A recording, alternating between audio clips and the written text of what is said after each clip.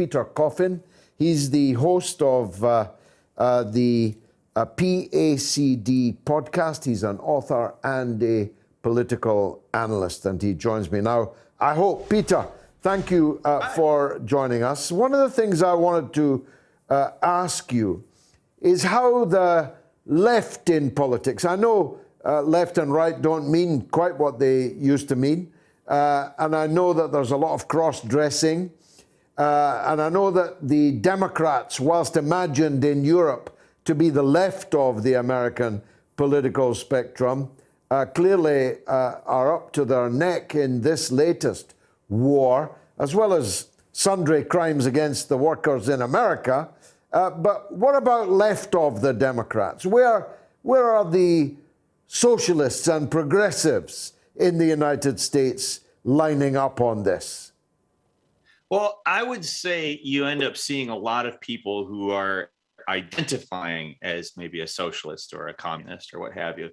And those folks are not necessarily really taking a different line than the Democrats. I mean, we see people like the various streamers, the people like Vosh, or there's any number of the surfs, a lot of streamers, a lot of YouTubers, a lot of these sort of alternative media people who have cultivated an image for themselves as more radical than the Democrats are ultimately not really coming off as that different than the Democrats, or at least noticeably. I don't see a lot of difference. I don't see a lot of people paying much attention to the fact that there's a Nazi or neo-Nazi paramilitary incorporated officially into the National Guard of the Ukraine.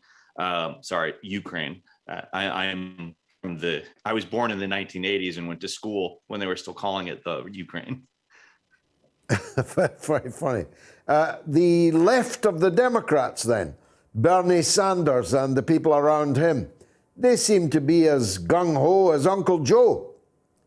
Yeah.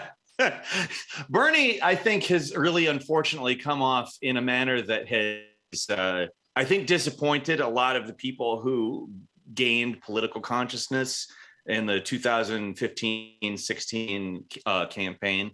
We had Bernie Sanders sort of preaching a very different paradigm, or at least different than what you would ever expect to see in the mainstream media, preaching a very different paradigm than the Democrats were then. But he's lockstep with them now. Like, if we had elected him president, it's hard to believe that something would be going differently right now. And yet the right is where at least skepticism and sometimes outright opposition is to be found. The Tucker Carlson on Fox News, who doesn't want a war with Russia but seems to quite fancy one with China. And I know a few American correspondents like that. The Ron Paul Institute, people on the libertarian and right wing of American politics.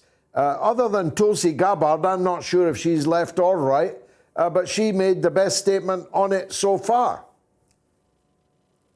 Well, I would say a lot of the sort of right wing people we're seeing sort of preaching an isolationist view, which in terms of, whether we should be going to war with various small countries that can't defend themselves against the United States, that's at least a better view, I would say, than what you could say that there are a lot of currents in conservatism right now that are very anti-war from a kind of nationalist perspective, not necessarily the best perspective in the world, but ultimately, like, if you're really looking for war hawks, it's that you just look in the Democrats right now, as far as I'm concerned. I saw a poll, very interested in it. It showed that 53% of Americans polled believe that the United States should get involved if this comes to a wider European war, which I think is actually a very small majority indeed. But when it was broken down into class, into socioeconomic terms, the richer you were, the more keen on a war you were, the poorer you were. The poorest people in America that were polled, only 23% of them wanted America to join the war. But the richest Americans, 67% of them wanted to get involved in a war. That's quite telling, isn't it? Yeah, it's funny that the more likely you are to have a stock portfolio, which may include various defense contractors, the more likely you are to support some form of international intervention. It's so strange. I don't know where that's coming from. It's weird. Hard to understand, I know. Yeah. The Trumpers, where do they stand? Where is DeSantis and Trump himself?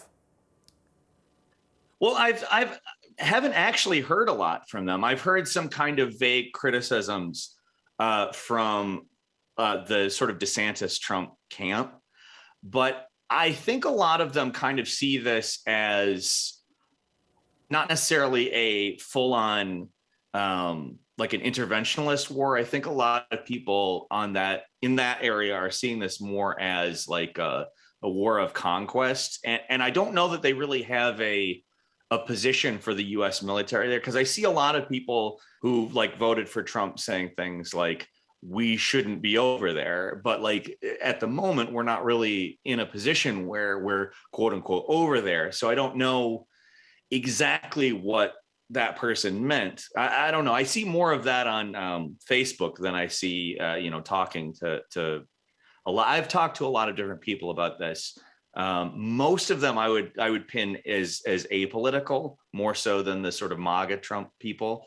And there's a balance in between sort of a skepticism that I don't think was there a couple of weeks ago, and this sort of the more liberal you get, the more it seems like you're willing to just flat out support this, and you're saying like, we need to donate money to the Ukrainian military. Zelensky's out on the front lines, even though that's been disproven, that type of thing.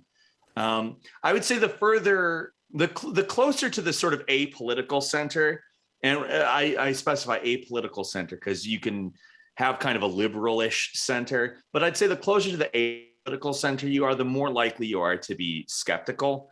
I'm not saying it's a definite thing that tracks on there, but that's at least what I've noticed in speaking with people. Well, this is a global audience you're talking to now, many of whom, because they've got good sense, want to know what is being said in America. Who would you recommend people start checking out, start following, including your good selves, of course? Well, yeah, obviously we would like people to listen to the PACT podcast, but I would send people towards Caleb Maupin. I would send people towards people in that orbit, more or less. A lot of them are just a lot more concerned with, getting the story from people who are actually there. Like I know several folks who don't necessarily have like a large presence, but they've been relaying information to various people in that circle from like the two breakaway republics in Donbass.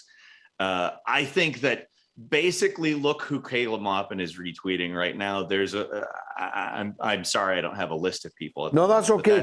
Caleb is a good friend of the show. He's often a guest on the show, so he could be the gateway to others, because sensible people want to hear from other voices. Lastly, Peter, absolutely. I know it's only just broken, but Blinken has green-lighted NATO warplanes to enter the war. This, if followed through, I see Poland has already rejected it, but this, if followed through, could be the precursor of a general European war, which could, of course, become a nuclear war. Is that dawning on people in America yet? I think a lot. What's strange is they actually kind of took this World War III angle early on in the narrative, and then it kind of fizzled out as Russia didn't attack over for several weeks. And I don't know that it's really sort of set in that there is an actual possibility of that, because I think people they took it on. They were like, oh no, World War III is coming. And then it didn't. And I think they've kind of moved on from it. But especially with what you're saying there, I certainly am more concerned with a European land war / air war. That's not something any of us want. And I hope that more Americans understand that they need to be skeptical and they can't be supporting this imperialist type of aggression, whether it comes directly from America or from one of our satellites. Peter Coffin, thanks for joining us on the Mother of All talk shows.